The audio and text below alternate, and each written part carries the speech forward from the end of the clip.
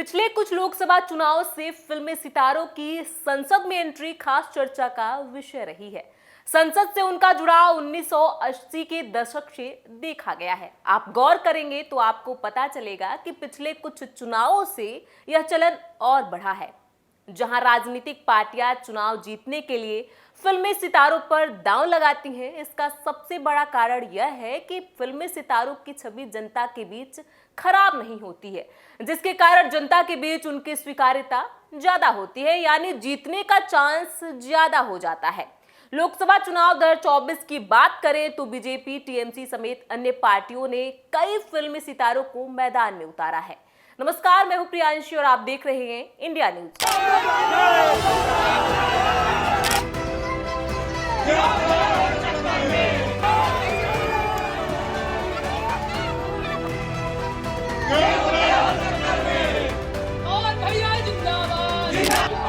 Definitely अगर निरहुआ जी आए तो डेफिनेटली हम ये उम्मीद लगा सकते हैं।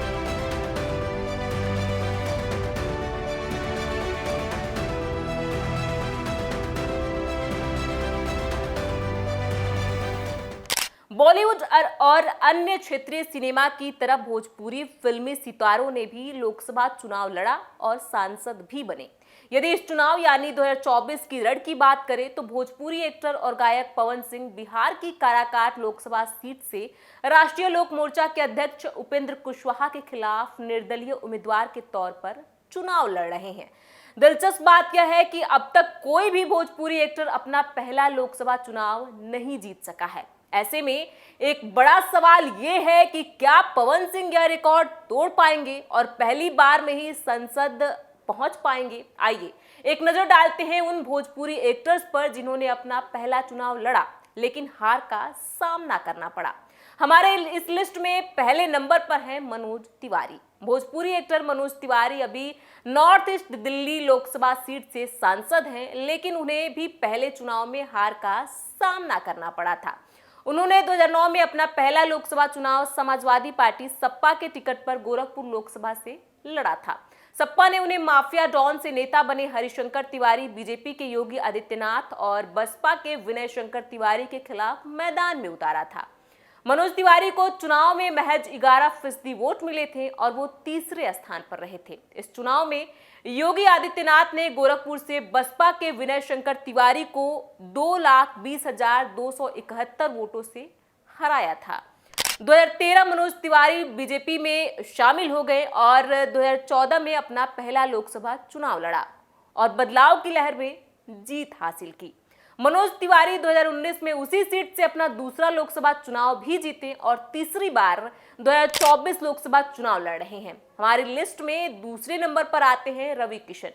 भोजपुरी एक्टर से नेता बने रवि किशन ने अपना पहला लोकसभा चुनाव कांग्रेस के टिकट पर जौनपुर से लड़ा था। उन्हें महज 4.2% वोट मिले थे। फरवरी 2017 में वह बीजेपी में शामिल हो गए और 2019 में अपना पहला लोकसभा चुनाव गोरखपुर से लड़ा। उन्होंने समाजवादी पार्टी के उम्मीदवार राम भुआल निषाद को 3,16,64 वोटों से हराया था। अब 2024 में वह फिर से गोरखपुर सीट से चुनाव लड़ रहे हैं।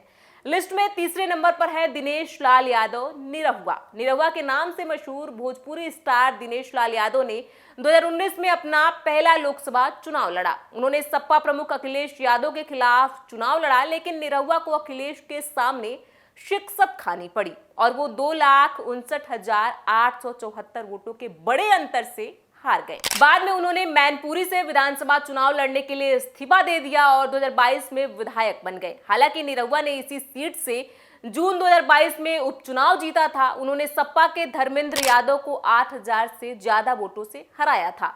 निरहुआ एक बार फिर आजमगढ़ से चुनावी मैदान में हैं और उनके सामने धर्मेंद्र यादव ही चुनाव लड़ रहे हैं। हमारे लिस्ट में चौथे नंबर पर है कुणाल सिंह। मशहूर भोजपुरी एक्टर कुणाल सिंह ने अपना पहला लोकसभा चुनाव 2014 में कांग्रेस की टिकट पर पटना साहिब से लड़ा। हालांकि बीजेपी के उम्मीदवार शत्रुघ्न सिन्हा ने उन्हें 2,65,805 वोटों से हराया था। ऐसे में भोजपुरी के पावर स्टार कहे जाने वाले पवन सिंह भी काराकाट से निर्दलीय चुनावी जंग में उतरकर अपनी किस्मत आजमा रहे हैं। अब देखना दिलचस्प होगा कि क्या पहली ही बार में चुनाव जीतकर पवन सिंह इतिहास रचने में कामयाब हो पाएंगे या नहीं।